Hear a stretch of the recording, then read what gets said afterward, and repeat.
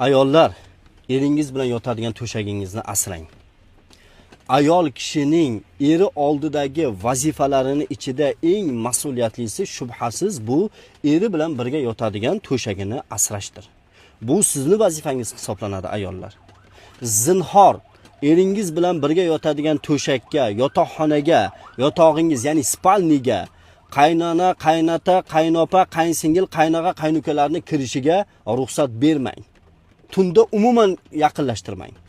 Ruxsat bersangiz ham faqatgina xonangizga kirsin, yotog'ingizni ustiga o'tirishga ham, yotishga ham hech kimga ruxsat bermang. Hatto o'zingizni ota-ona, opa-singil, aka-ukalaringizga ham, voyaga yetgan farzandlaringizga ham yotog'ingizga, eringiz bilan birga yotadigan to'shagingizga yotishiga, o'tirishiga ruxsat bermang.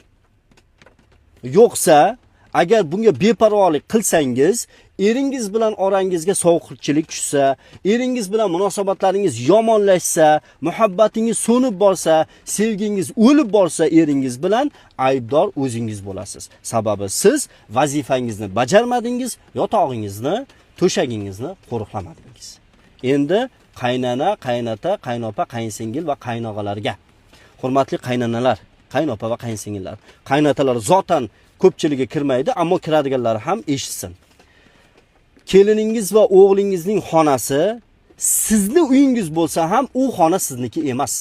U xona kirsa, ruxsatsiz kirsangiz xiyonat bo'lib qoladigan xona. Ruxsatsiz kirsangiz axloqsizlik bo'ladigan xona. Hech qachon bu xonaga tunda kirmang. Hech qachon. Juda ko'p ajrimlarga mana shu narsa sabab bo'lyapti. Kelinlardan so'rasangiz, qaynonam yarim kechasi bostirib keladi ustimizga deyapti. Bu qanaqa axloqsizlik? Hech qachon unaqa qilmang. Kunduziga ham ishingiz bormi? Borib taqillating. Ruxsat bersagina kiring. Yo'qsa kirmang. Chunki u keliningiz va o'g'lingizning shaxsiy, dahlsiz hududi, avrati, mahramiyati hisoblanadi.